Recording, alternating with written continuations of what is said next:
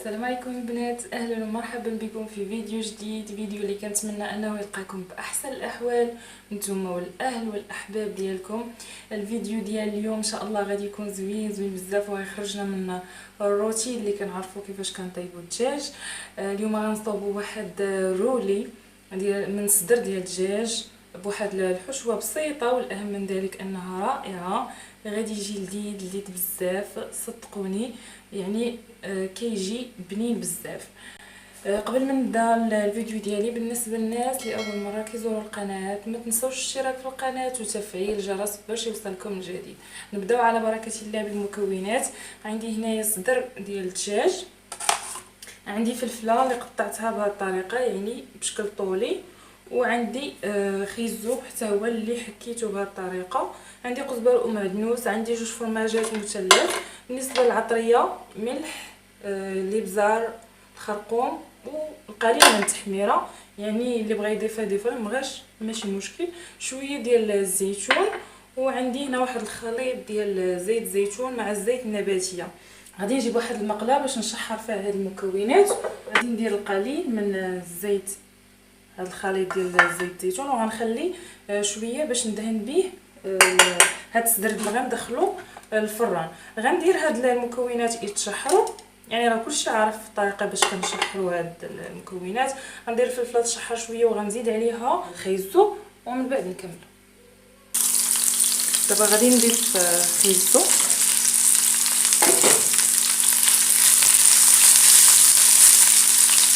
وغادي نضيف التوابل، شويه الملحه مع شويه ديال التحميره، شويه الخرقوم وشويه ديال الابزار.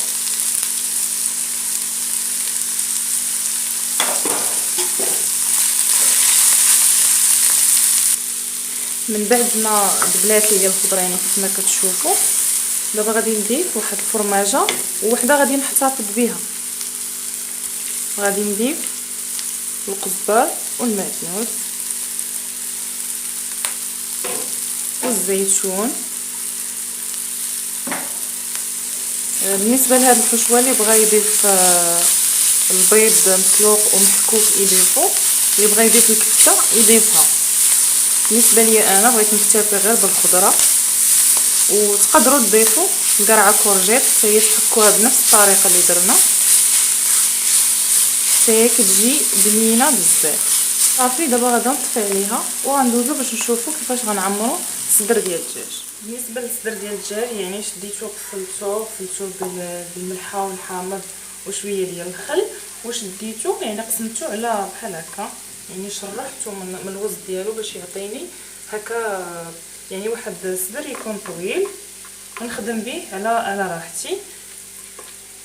يعني خديت الصدر ديال الدجاجه كامل، ودابا غادي نرشو بديك العطريه اللي بقات لينا، شويه ديال الابزار، شويه الملحه، شويه ديال التحميره وشويه ديال الخرقوم، يعني ندهنوه مزيان بهذه الطريقه. وغادي نهز الحشوه،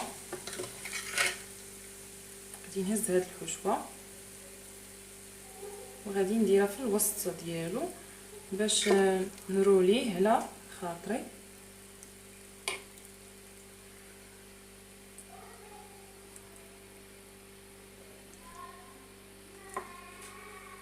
يعني صافي بحال هكا، وغادي نلويوه بهاد الطريقه. انا غادي نوريكم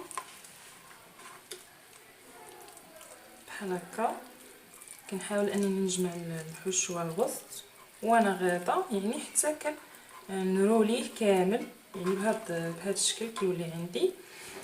بالنسبه للطريقه ديال الطياب، انا كيف ما قلت لكم غادا ندهنوا بهذيك الفرماجه اللي بقات ليا والخليط ديال زيت الزيتون والزيت النباتيه وندخلوا الفران. اما اللي بغات مثلا انا غير تشحرو غير في المقله ولا تقليه ما تدخلو الفريغو حتى يشد فراسو شويه، من بعد غادا تخرجوا وديروا في شويه ديال الدقيق، شويه ديال البيض وشويه ديال لاشابليغ وتقليه حتى هو كيجي زوين. انا كنحاول نبتعد شويه على المقليات. وبالنسبه ليا باش غنرافقو يعني رافقته بشويه ديال البطاطا شنو درت ليها، يعني قطعتها بهذه الطريقه على اشكال انني باغا نقليها، ودرتها بشويه ديال الماء يعني حتى طلعت لها الغليه، صفيتها كبيت عليها مباشره الماء بارد وخرجتها ودرت ليها يعني توابل باش نسنت الدجاج وشويه ديال القزبر ومعدنوس صافي. وغادا ندخلها للفران مع هاد الدجاج. انا غنهز هاد الصدر ديال الدجاج غنديرو هنا في الوسط بحال هكا. ودابا غادا ندهنو طماجه وشويه ديال زيت الزيتون والزيت النباتيه، غادي نخلطهم حتى ينسجموا. ومن بعد غادا ندهن بيهم هاد الرولي ديال صدر الدجاج. اللي مبغاتش دير فرماج بغات دير غير الزبده ديرها، يعني حتى هي كتجي زوينه. ما الفرماج كيجي بنين صافي. دابا غادا ندخلو الفران يعني حتى يطيب هو والبطاطا ونخرجوه ونقدموه بصحه. هذا هو الطبق ديالنا ديال اليوم، رولي ديال الصدر ديال الدجاج. صراحه كيجي شهي ورافقته مع بطاطا كيف ما قلت لكم، ورافقته مع خبيزه وعصير. صراحه كيجي زوين هذا الرولي.